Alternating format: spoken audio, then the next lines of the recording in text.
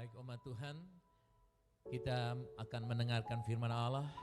Saya berdoa pagi hari ini dimanapun kita mendengar firman Allah, biarlah kesempatan anugerah yang Tuhan berikan kepada hamba-Mu dapat menyampaikan firman kepada umat yang telah ditebus dengan kuasa darah Yesus. Saya berdoa saat ini Tuhan, berpikir mulai pikiran hamba-Mu, berkata mulai perkataan hamba-Mu, tanpa ada interupsi di dalam nama Yesus. Kebenaran melepaskan, memerdekakan. Kebenaran memberikan iman, dan iman memberikan kekuatan untuk menaklukkan krisis apapun, bahkan menaklukkan bumi ini hingga kerajaan Allah datang. Di dalam nama Yesus, setiap orang yang percaya katakan amin. Umat Tuhan, hari ini kita berbicara tentang sumber kekuatan iman kita, the source of our faith. Umat Tuhan, setiap orang berdiri di dunia ini, hidup di dunia ini, ada kekuatan yang dia andalkan. Saudara berdiri, Anda mengandalkan kekuatan kaki. Ya, kita membutuhkan kekuatan apapun. Nah, hari ini sebagai orang-orang yang beriman, percaya kepada Tuhan, yang dipanggil sesuai dengan rancangan Allah, kita juga memiliki sumber kekuatan iman kita. Hari-hari ini kita sedang menghadapi sebuah krisis besar melanda bumi ini, dan kita tidak akan pernah tahu kapan berakhir, tetapi iman kita tahu kapan berakhir. Karena kita sudah berdoa, Tuhan sudah menjawab kita. Nah umat Tuhan, untuk itu kita membutuhkan kekuatan untuk membawa kita dari detik kepada menit, kepada jam, kepada hari-hari, minggu, bulan, dan tahun ini kita lewati, agar kita bisa melihat apa yang Tuhan rancangkan atas kita terjadi. Nah kita tidak sekedar bertahan hidup, amin. Tapi kita harus diberikan kemampuan dan kesempatan dari Tuhan untuk melihat dan mengalami perkara-perkara supernatural terjadi dalam kehidupan kita. Kalau COVID-19, kalau COVID sudah membawa pengaruh kepada semua bangsa ini, saya percaya kerajaan Allah punya kuasa lebih jauh. Itulah sebabnya kuasa supernatural akan dimanifestasikan dalam kehidupan kita. Dan itu semua dibutuhkan sebuah keyakinan atau iman. Iman bukan kepada pengetahuan kita, iman bukan kepada kesanggupan kita, iman juga bukan kepada karunia dan talenta kita, tapi iman kepada apa yang Yesus kerjakan bagi kita 2000 tahun yang lalu. Situasi kesulitan yang sedang muncul dan akan muncul, rasa takut, khawatir sedang menunggu setiap orang untuk memangsainya. Karena itu ketakutan adalah senjata favorit yang iblis pakai untuk mencoba, untuk membuat kita, membuat saya dan saudara, membuat umat manusia khawatir, takut, gelisah, dan kekebalan tubuh mereka turun, dan penyakit bisa membunuh dan membinasakan. Itulah sebabnya saudaraku yang kasih, di dalam situasi-situasi seperti ini iblis melepaskan roh teror ketakutan dan membuat manusia bertanya-tanya. Mungkin Anda dan saya juga bertanya, apakah janji Allah akan benar-benar terjadi dalam hidup kita?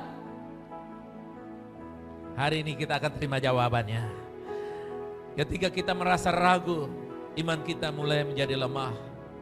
Sementara kekuatan kita akan temukan di dalam Alkitab yang adalah firman Allah.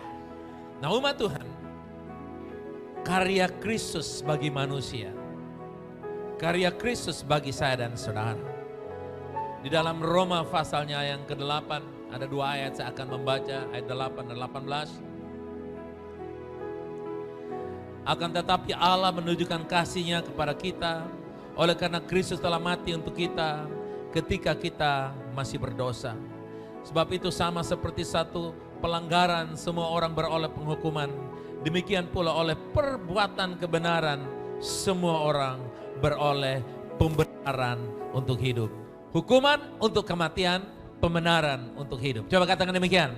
Hukuman untuk kematian, pembenaran untuk hidup. Ayat yang ke-18. Sebab sama seperti oleh satu pelanggaran semua orang beroleh penghukuman, demikian pula oleh satu perbuatan kebenaran yang dikerjakan oleh Yesus lebih dari 2000 tahun yang lalu, semua orang atau saya dan saudara kita beroleh pembenaran untuk hidup. Haleluya.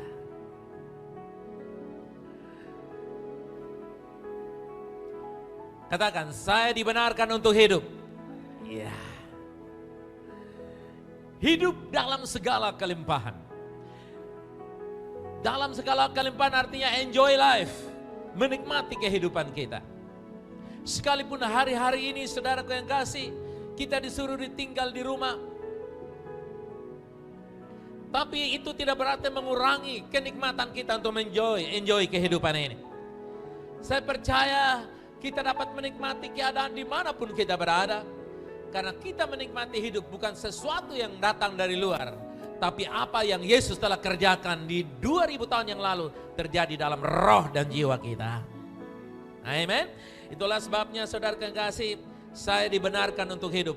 Anda dibenarkan untuk menikmati hidup. Bukan menikmati penyakit, bukan menikmati kemiskinan, kemaratan, penghukuman. No way. Anda dan saya dibenarkan untuk menikmati hidup. Amen. Dimanapun Anda berada, Anda dibenarkan untuk hidup. Haleluya. Saya dan saudara dibenarkan di Indonesia untuk apa? Dibenarkan di Kupang untuk apa? Di dalam RT RW kita untuk apa? Yes. Efesus 1 ayat yang ke-7. Sebab di dalam Dia, di dalam Yesus. Sebab di dalam Dia dan oleh darahnya kita beroleh penebusan, yaitu pengampunan dosa menurut kekayaan kasih karunia. Ini bagian-bagian yang tadi dikatakan, kita dibenarkan di dalam pembenaran itu ada pengampunan dosa. Haleluya. Kemudian Efesus pasal yang kelima ayat yang kedua, dan hiduplah di dalam kasih, sebagaimana Kristus Yesus telah mengasihi kamu dan telah menyerahkan dirinya untuk kita sebagai persembahan dan korban yang harum bagi Allah. Umat Tuhan, hari-hari ini kita ditantang untuk hidup dalam kasih. Hidup mengoperasikan kasih, dan itu tidak mudah. Tapi Yesus telah memberikan contoh dan teladan untuk kita. Karena itu umat Tuhan, dalam 1 Korintus 1 ayat yang ke-30, di situ ada 4 hal yang Tuhan akan kerjakan. Kita baca 1 Korintus 1 ayat 30, tetapi oleh Dia kamu berada dalam Kristus Yesus, yang oleh Allah telah menjadi hikmat bagi kita. Ia membenarkan dan menguduskan dan menebus kita. Ada 4 hal yang Yesus kerjakan bagi kita.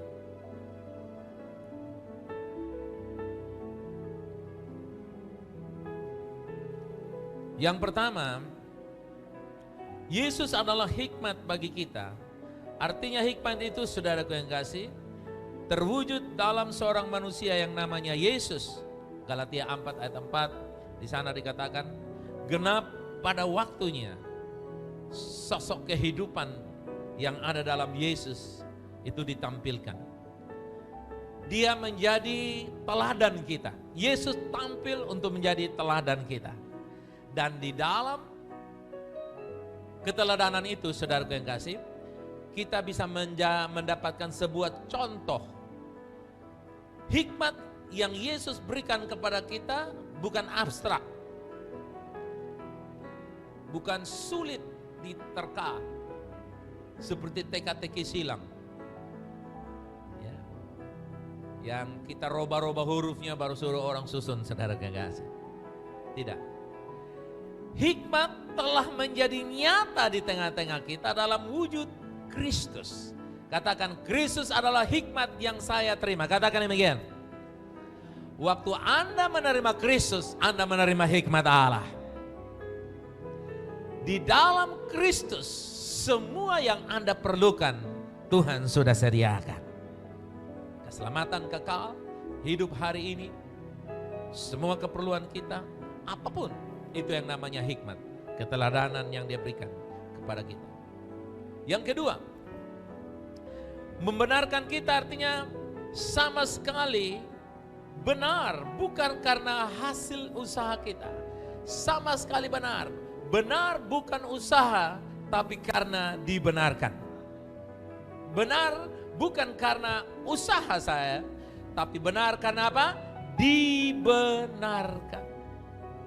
Artinya kita tidak punya kontribusi apapun untuk menjadi orang benar. Dia yang berinisiatif membenarkan saya dan saudara. Berarti kesalahan saudara dan saya berapapun tidak diperhitungkan karena dia membenarkan saya dan saudara.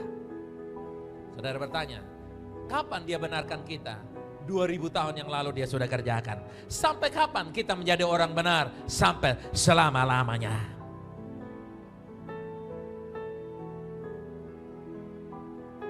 Ini sebuah prinsip kebenaran yang Anda mesti pegang. Sebab kalau Anda tidak kuat, saudara dan saya tidak kuat dalam kebenaran ini, lupa berdoa saja membuat Anda minta ampun 7 tahun tidak berhenti. Kenapa? Karena manusia kecenderungannya rasa bersalah. Itulah sebabnya Yesus sudah membenarkan saya dan saudara. Saya dibenarkan bukan dengan perasaan, saya dibenarkan karena Kristus telah kerjakan bagi saya dan saudara. Tak peduli apa yang kamu rasakan, kebenaranmu tidak dipengaruhi dengan perasaan, tapi dikerjakan dengan karya Kristus membenarkan saya dan saudara. Yang mengerti bisa katakan amin. Ketiga, menguduskan, artinya membuat kita berbeda dengan dunia dan memberi kita tugas untuk kita kerjakan. Berbeda dengan dunia ini. Katakan, saya beda dengan dunia ini. Beda artinya dunia dalam keadaan stres, kita dalam keadaan sukacita. Beda artinya dunia dalam tekanan, kita mengalahkan tekanan. Beda artinya dunia dalam keadaan komplain, khawatir, bimbang, takut, bersungut, mempersalahkan ini dan itu. Kita dalam keadaan memuliakan Allah yang besar, Allah yang luar biasa, Allah yang baik, kasih setianya selalu baru setiap pagi. Allah yang dalam dirinya tidak ada kecurangan dan kesalahan. Error sedikit pun tidak ada padanya. Saudara, itu yang namanya kita dikuduskan. Saya tidak seperti warna dunia ini. Sekalipun dunia hari ini berada dalam warna stres, warna frustrasi, warna kematian. Tapi Anda dan saya berada dalam warna pelangi surgawi.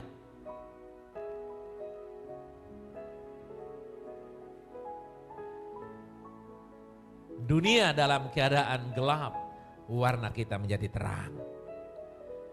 Untuk apa? Tugas khusus. Tugas khusus yang kita terima, yaitu kita mewartakan Injil Kerajaan Sorga. Bapak Ibu Saudara yang kasih, kita dilarang untuk berjumpa dengan orang atau boleh berdiri satu jarak atau 1,5 meter. Tapi kita tidak dilarang untuk memberitakan Injil kebenaran Allah. Karena itu jemaat Tuhan, ini tugas kita. Anda dan saya dikhususkan bukan untuk kita merasa lebih hebat dari dunia ini. Tapi kita punya kesempatan membagi kepada dunia agar dunia boleh menerima keselamatan yang sudah kita terima. Yang keempat, menebus kita artinya dia telah membayar sebuah harga yaitu dirinya sendiri yang dijadikan jaminan ibarat uang tebusan yang menebus kita dari kutukan. Menebus kita dari kutukan. Katakan, saya dibeli dengan harga yang lunas dibayar. Anda dibeli dan hargamu sudah lunas dibayar. Itulah sebabnya penebusan yang Tuhan kerjakan, Tuhan tidak mengizinkan perbudakan dosa, sakit, penyakit, teror apapun menghantui dan menjajah hidup saya dan saudara. Ketika Anda membeli barang di toko, saya yakin Anda tidak sengaja untuk lupa bawa pulang barang itu. Anda akan minta dibungkus, dipaket untuk Anda bisa bawa pulang supaya dapat digunakan. Tahukah Anda, Tuhan menebus Anda untuk menyelesaikan maksud Allah di bumi ini. Tuhan tidak menebus kita, lalu Tuhan membiarkan kita dijajah, dihancurkan oleh sakit, penyakit, kematian, virus-virus yang mematikan. Percaya jemaat Tuhan bahwa Anda sudah tebus. Nah, saudara bertanya, bagaimana orang Kristen yang mati karena virus corona? Bagaimana hamba Tuhan yang mati karena virus corona? Jawaban saya, yang mati dalam Kristus adalah untung, saudara kekasih. Karena itu firman Allah. Saya tidak bisa bilang mereka sial, mereka rugi, mereka terkutuk. No, saya hanya mengutip firman Allah. Bagiku hidup adalah Kristus, mati adalah sebuah keuntungan. Jadi tiap kali orang mati dalam Kristus, saudara bilang kepada orang yang lain, mereka sudah untung. Apakah kita juga untung? Amin saudara, amin. Kalau saudara untung, saudara berteriak, menangis, aduh kenapa saya untung? Tidak, Anda bersuka cita. Demikian pula, jangan terpancing menjadi gelisah, teror, terintimidasi karena ada orang yang cinta Tuhan. Lalu mereka mati karena sebuah masalah. Termasuk dalam virus ini. Saudara baca dalam ayat baik-baik. Yesus pernah berkata, apakah orang-orang ditimpa oleh menara Siloam itu mereka adalah orang-orang berdosa? Yesus bilang tidak. Ada orang lain yang lebih jahat kejahatan mereka, tapi mereka tidak ditimpa bencana. Dengan kata lain, bahwa ketika kita bicara soal penebusan, Anda mesti menangkap ini, bahwa penebusan yang dimaksudkan di sini adalah membebaskan saya dan saudara selama kita ada di bumi ini, bebas dari kutukan apa? Kemiskinan, kemeratan, sakit, penyakit, dibebaskan dari berbagai macam tekanan-tekanan akibat kutukan, yaitu kemiskinan, kemeratan, kegagalan, ya, kebodohan, itu semua dibebaskan dari saya dan saudara.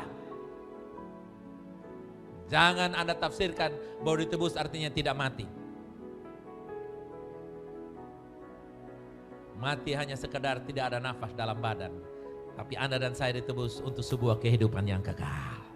Yang mengerti bisa katakan amin? Karena itu saudara yang kasih, saudara sudah bebas dari kutukan kemiskinan, kemeratan. Anda diberkati dalam masa krisis. Haleluya. Jangan takut, Anda ditebus untuk menikmati kehidupan yang lebih baik.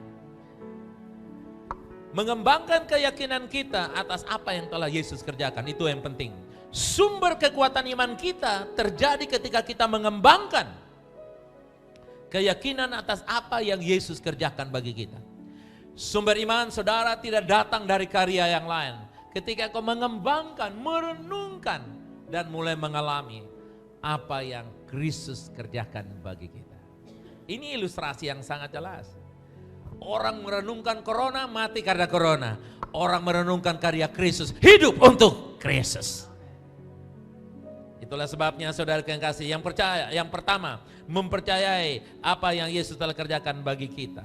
Membangun kekuatan kita untuk menjadi tenang dalam situasi yang tidak menentu. Katakan, aman dalam lindungan Tuhan. Aman dalam situasi yang tidak aman. Katakan demikian. Yes. Aman dalam situasi yang tidak aman. Yes. Ibrani 4 ayat 1-3, sebab itu baiklah kita waspada supaya jangan ada seorang di antara kamu yang dianggap ketinggalan, sekalipun janji akan masuk ke dalam perhentiannya masih berlaku. Karena kepada kita diberitakan juga kabar kesukaan sama seperti kepada mereka, tapi firman pemberitaan itu tidak berguna bagi mereka karena tidak bertumbuh bersama-sama oleh iman dengan mendengarnya. Sebab kita yang beriman akan masuk ke dalam tempat perhentian seperti yang ia katakan. Sehingga aku bersumpah dalam murkaku, mereka takkan masuk ke tempat perhentianku sekalipun pekerjaannya sudah selesai sejak dunia dijadikan. Sudah selesai sejak kapan? Dunia. Ayat yang keempat, baca bersama saya. Karena itu baiklah kita berusaha untuk masuk dalam perhentian itu, supaya jangan seorang pun jatuh karena mengikuti contoh ketidaktaatan. Nah, umat Tuhan, yang perlu kita kerjakan hari ini yaitu mengembangkan iman kita, pemahaman kita, pengertian kita untuk istirahat. Haleluya. Istirahat dalam apa? Karya Kristus yang Dia telah kerjakan. Bukan tahun 2000 yang lalu, tapi berapa tahun yang lalu? 2000 tahun yang lalu. Nah, tugas saya dan saudara yaitu mengembangkan, merenungkan, memperdalam itu dalam pemahaman kita agar kita mengerti, menguasai. Ibarat Anda menguasai kode rahasia membuka HP-mu. Ada yang sudah tahu kode rahasianya, dia tutup matanya, klek-klek dia tahu. Kalau Anda sudah mengembangkan karya Kristus, dalam keadaan apapun Anda dapat survive dan hidup. Kita lihat contoh. Karena hanya orang-orang yang percaya akan masuk ke dalam perhentian dan ketenangan itu. Hari-hari ini tanpa imanmu kepada pengembangan ke dalam karya Kristus, Anda tidak akan tenang. Siapapun dia. Tahukah Anda bahwa uang hari ini tidak berlaku lagi memberikan ketenangan? Ada uang tapi dilarang keluar rumah. Ada pesawat pribadi tapi dilarang terbang. Berarti sama saja, tidak punya. Itulah sebabnya Anda dan saya, kita harus bersyukur buat karya Kristus. Kita lihat ada satu contoh dalam Kisah Rasul pasal 27 ayat 22 sampai 26. Tetapi sekarang juga dalam kesukaran ini. Dalam apa saudara? Kesukaran ini. Aku menasihatkan kamu supaya kamu tetap bertabah hati, sebab tidak seorang pun di antara kamu yang akan binasa kecuali kapal ini. Saudara lihat saya. Dalam kesengsaraan bumi karena COVID ini, saudara yang kasih. Dengar, Anda tidak akan binasa bersama dengan bumi ini. Ada jaminan kemenangan untuk saya dan saudara. Percayalah, perahu kehidupan VLC akan berlabuh sampai pada visi yang Tuhan berikan kepada kita. Saya ingin menguatkan ayat yang ke-23.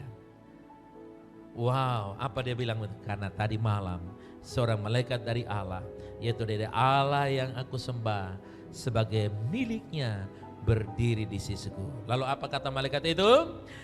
Jangan kamu takut. Ganti nama saudara, jangan kamu takut VLC.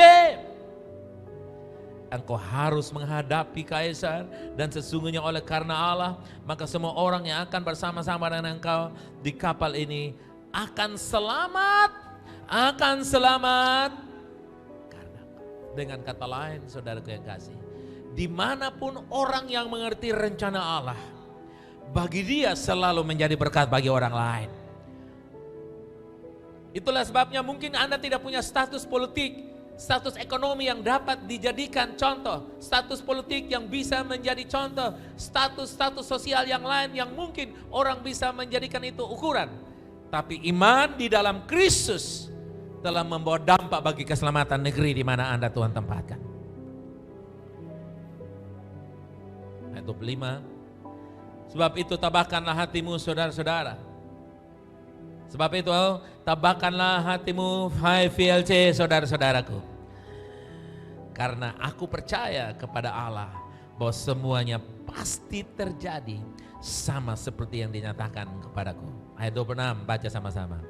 Namun kita harus mendamparkan kapal ini di salah satu pulau. Itu artinya apa?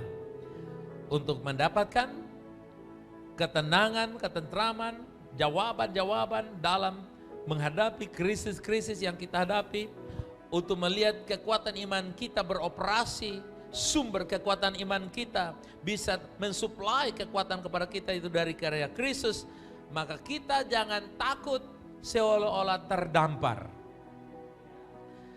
Mungkin seharusnya Anda sudah ada di luar negeri, seharusnya promosi Anda sudah keluar, Anda sudah duduk di posisi yang lain, seharusnya keuntungan saudara sudah lebih banyak, seharusnya proyek saudara sudah selesai, seandainya ini, kalau tidak terjadi keadaan ini, kamu sudah begini. Dengar baik-baik, ini hanya sesaat saja, tapi apa yang Tuhan rancangkan bagi engkau tidak akan dibatalkan oleh keadaan ini. Karena itu saya kutip ayat 25, tabahkanlah hatimu. Bilang kiri kanan, penatua bilang tabahkanlah hatimu. Penatua bilang tabahkanlah hatimu. Bilang kepada saya. Yes, amin. Bersama-sama kita apa? Tabahkan hati kita. Karena badai ini sedang berlalu, haleluya. Tenang, artinya istirahat. Sebuah bukti keyakinan. Paulus istirahat di tengah-tengah badai. Dia bilang tenang Anda, jangan takut. Orang lain panik. Kalau saudara baca Kisah Rasul selanjutnya dalam pasal 27 itu. Orang lain panik dan takut. Tapi Paulus tenang. Apa yang kita pelajari dari Kisah Rasul ini? Ada 5 hal. 5 cara bagaimana kita dapat mengembangkan kepercayaan. Agar apa yang Yesus telah lakukan itu terjadi dalam kehidupan kita. Kalau Paulus bilang semalam aku mendengar malaikat, saya mau juga berkata kepada saudara, apa yang Yesus kerjakan 2000 tahun yang lalu, jaminan menguatkan saya dan saudara. Yang pertama yang harus kita lakukan, perbarui pikiran kita. Coba pegang kepala saudara, barulah pikiranku, katakan. Nah, barulah pikiran, baharuilah pikiran. Nah, ketika kita melakukan pembaruan pikiran artinya begini, tukar pikiran. Saudara pernah tukar pikiran, saudara mahasiswa pernah tukar pikiran dengan dosen? Tukar pikiran dalam tanda kutip bodoh sebelum tukar pikiran. Setelah pulang apa saudara? Tukar pikiran selesai apa? Jadi pandai, jadi pintar, bisa selesaikan masalah. Betul ya? Saudara tidak tahu masak apa-apa, saudara konsultasi dengan juru masak. Tadi pegang pisau terbalik, begitu konsultasi dengan juru masak, Anda sudah pandai pegang pisau cara potong dan bisa kombinasi bumbu yang sama juga. Kalau Anda tukar pikiran dengan Tuhan, pikiran Tuhan menjadi pikiran engkau. Bukan berarti pikiran kamu dibuang, tidak.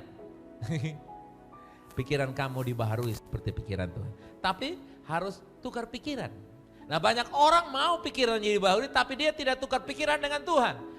Itulah sebabnya hari-hari ini social distancing mengajarkan kepada kita banyak tukar pikiran dengan Tuhan. Nah ini adalah proses seumur hidup, bukan satu kali proses.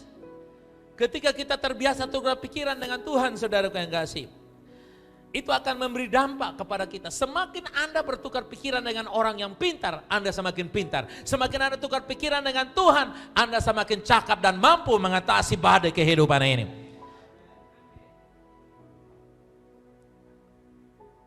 Karena ketika kita bertukar pikiran dengan Tuhan, dampak positif semakin terjadi. Tapi ketika Anda melihat apa yang terjadi melalui televisi, internet, melalui Facebook dan sebagainya, dan Anda mulai terbawa dan termakan, maka faktor negatif mulai terjadi dalam hidup saudara. Itulah sebabnya saudara yang kasih, bertukar pikiran artinya Anda mengambil kekuatan yang Anda perlukan dari Tuhan. Tidak panik, tapi tenang di masa sukar, saat angin ribut. Bahkan Anda bisa menjadi agen menolong orang lain.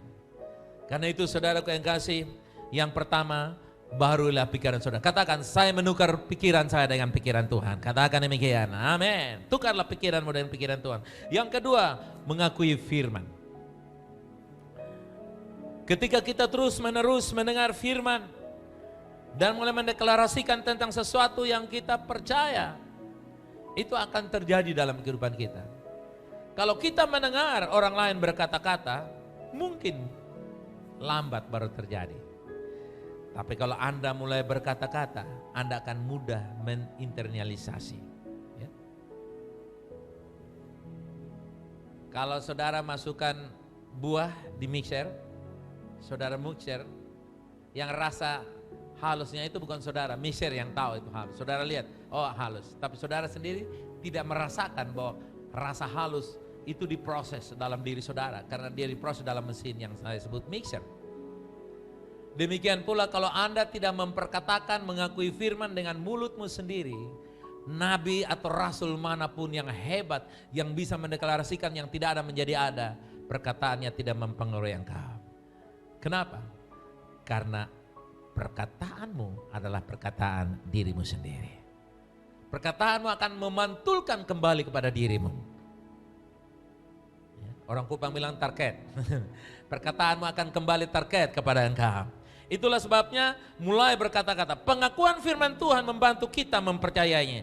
Semakin engkau mengakui, semakin engkau percaya.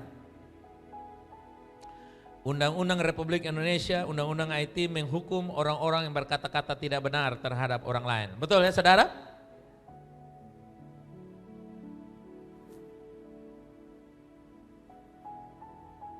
Demikian pula firman Allah. Kalau Anda berkata yang tidak benar tentang dirimu, maka Anda dihukum dengan perkataan. Karena itu mati dan hidup dikuasai oleh lidah, siapa suka menggemanya dia akan memakan buahnya. Itulah sebabnya bersama dengan VLC saya menggema. Katakan, saya hidup karena firman Allah. Haleluya. Amen. Siapapun yang menggemanya dia akan memakan. Yang ketiga, mendengar dan merenungkan firman Tuhan. Mendengar dan merenungkan firman Tuhan. Kita lihat sebuah contoh dalam Matius pasal 14 ayat yang ke-27 sampai 30, tetapi segera Yesus berkata kepada mereka. Apa kata Yesus? Tenanglah, aku ini, jangan takut. Coba saudara lihat saya. Tenanglah, Yesus berkata, jangan takut. Ayat 28. Lalu Petrus berseru dan menjawab dia, Tuhan, apabila engkau itu, suruhlah aku datang kepadamu berjalan di atas air. Wow. Petrus mulai berkonsultasi dengan Tuhan dan dia mulai lupa bahwa dia berada di atas perahu dan dia pingin sama dengan Yesus yang sedang berada di mana? Di atas air. Jadi perahunya Yesus air, perahunya Petrus yaitu kayu. Dari yang natural dia mulai masuk kepada apa? Supernatural. Dalam diskusi, tukar pikiran dengan Yesus. Lalu kata Yesus ayat 29. Yesus bilang apa? Datanglah, come. Maka Petrus turun dari perahu dan apa saudara? Berjalan di atas air mendapatkan Yesus. Saudara lihat saya di sini. Dia bertukar pikiran dengan Yesus. Tahukah Anda waktu kita membaca Alkitab kita sedang bertukar pikiran dengan Yesus? Perenungan-perenunganmu Anda sedang merenungkan perkataan Yesus. Dan ketika kita merenungkan, ada sebuah rema yang kita sebut suara Tuhan yang hidup. Waktu Petrus berkata bahwa ini hantu, Yesus bilang, aku bukan hantu, akulah Yesus. Petrus membalik, kalau memang engkau Yesus, suruh aku datang. Dan Yesus bilang, come. Waktu dia mendengar kata datang, coba saudara katakan datang. Apa yang terjadi? Langsung dia mulai lupa keadaannya. Dia lupa kalau dia di mana, saudara kekasih? Dia lupa kalau dia berada di mana? Dengar saya. Jangan kamu renungkan corona, renungkan Yesus supaya engkau lupa kalau ada corona. Amen. Engkau bisa turun dan engkau bisa melakukan aktivitas dan engkau bisa menikmati hidup di bumi ini. Sekarang ini saudara kekasih, orang punya emas, perak, saudara punya mobil yang bisa jalan di atas air pun tidak laku sekarang. Sekarang yang dibutuhkan adalah kuasa supernatural. Amin. Sekarang uang tak berguna lagi. Saudara lihat. Sekarang ini saudara mau pergi beli apa? Katanya. Saudara mau pergi beli di shopping mall tutup. Saudara paksa buka, polisi datang angkut saudara. Saudara bilang saya punya uang di karung. Oh, uangmu tidak berguna. Disinilah firman Allah akan berguna bagi engkau. Di sini firman Allah akan menjadikan Anda manusia supernatural. Anda mulai lupa bahwa keadaan bumi dalam malapetaka karena firman yang Anda renungkan. Itulah sebabnya saudaraku yang kasih. Petrus berkonsultasi dengan Tuhan. Dalam keadaan krisis seperti ini, orang yang bersama dengan Tuhan akan kelihatan. Orang yang pura-pura dengan Tuhan akan kelihatan. Orang yang tidak bersama dengan Tuhan akan kelihatan. Dan pastikan Anda bersama dengan Yesus. Anda berkonsultasi dengan Yesus dalam perenungan, menerima, mendengar, melakukan, membagikan firman Allah 4M yang kita sebut itu. Dan lihat, pada waktu dia dengar, dia mulai turun dan mendapatkan Yesus. Wow, Anda bisa bayangkan? Tiba-tiba dia turun, air jadi aspal, hot mix, dia jalan. Tapi apa yang terjadi? Saudara lihat. Ayat 29, ayat 30. Ayat 30 bilang apa? Tetapi. Bilang kiri kanan. Awas dengan kata tetapi. Awas dengan kata apa saudara? Lihat saya saudara. Awas dengan kata apa? Tuhan bilang saya diberkati, tapi saya kan orang timur. Saya tidak sekolah. Saya tidak punya modal, saya tidak punya koneksi, saya tidak punya ini. Itu bahaya dari apa saudara? Tetapi akan membahayakan saya dan saudara. Itulah sebabnya ketika Anda dengar firman Tuhan, katakan apa? Amin. Lihat, tetapi ketika dirasanya tiupan angin, apa yang terjadi? Apa yang terjadi? Takutlah ia dan mulai apa? Tenggelam, lalu berteriak, Tuhan tolong aku. Biasanya doa panjang-panjang, ini kali langsung singkat padat jelas saudara kekasih. Nah dengar, perenungan kita akan merubah status kita dari natural menjadi supernatural. Supernatural dalam pengertian Anda tidak perlu jalan di atas air hari ini. Karena hari ini orang tidak membutuhkan demonstrasi kami berjalan di atas air. Tapi yang dibutuhkan adalah berjalan di atas kesulitan dengan percaya kepada Allah. Berjalan di atas kesulitan, tantangan dengan bersyukur kepada Allah. Berjalan di tengah-tengah kesulitan dengan membawa pertolongan bagi orang lain. Walaupun itu mungkin hanya dengan sapaan SMS atau WA. Shalom, Tuhan memberkati engkau. Apalagi Anda bisa bagi sebungkus nasi, sebungkus super mie sedap. Saudaraku yang kasih, merenungkan firman Tuhan artinya menggulungkan pikiran itu dalam pikiran kita. Dan kita mulai berbicara kepada diri kita sendiri. Dan apa yang paling kita pikirkan, itu yang akan paling saya lakukan. Coba katakan bersama-sama. Apa yang saya paling pikirkan, itu yang paling saya lakukan. Katakan demikian. Apa yang paling saya pikirkan, itu yang paling saya lakukan. Kalau Anda pikirkan pertolongan Tuhan, pertolongan akan datang. Dan yang keempat, penuh dengan doa. Lihat. Petrus berdoa baru berteriak sepotong saja Tuhan sudah dengar. Apakah Petrus bahasa roh 1 hari 1 jam, saudara. Nah, itulah sebabnya bahasa roh adalah membangun iman kita, menguatkan kita. Ya. Ketika Anda penuh dengan doa, Anda bisa mudah mendengar apa yang Tuhan katakan. Karena ketika Anda mendengar dalam doa, itu akan menguatkan kita. Ya. Lalu yang kelima, percaya bahwa Allah mengasihi kita. Bilang di kiri kanan, Tuhan mengasihi engkau dengan kasih yang kekal. Amin. Saya ajak kita baca sama-sama. Yeremia 31 ayat yang ketiga. 2-3. Dari jauh Tuhan menampakkan diri kepadanya.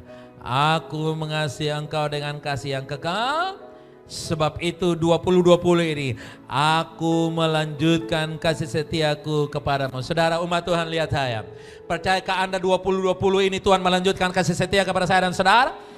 Tahun ini tahun supernatural increase bagi saya dan saudara.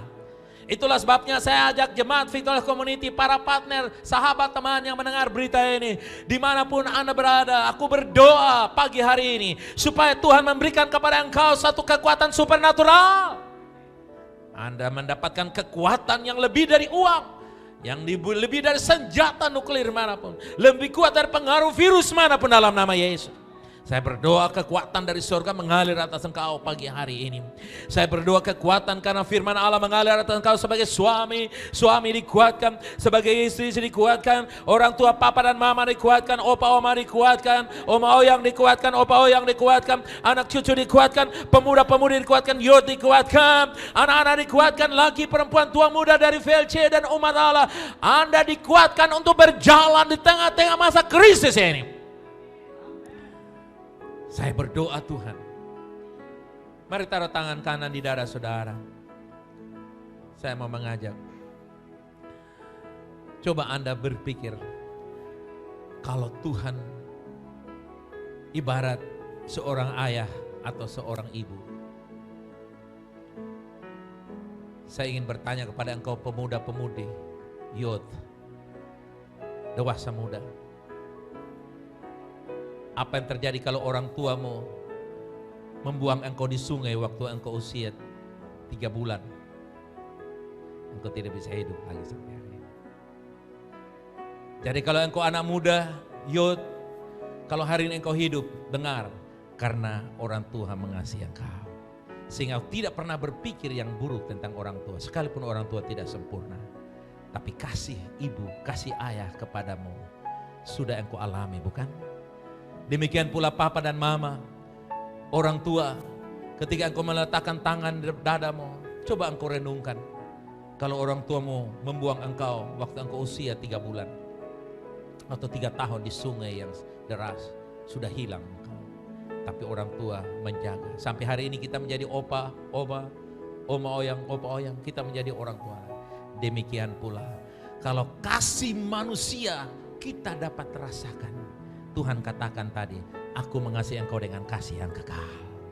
Kasih yang kekal artinya kasih yang tidak dapat busuk, tidak dapat rusak karena situasi dan keadaan. Percayalah di masa-masa sukar ini, makanan Tuhan siapkan, air minum terjamin, Tuhan melindungi engkau.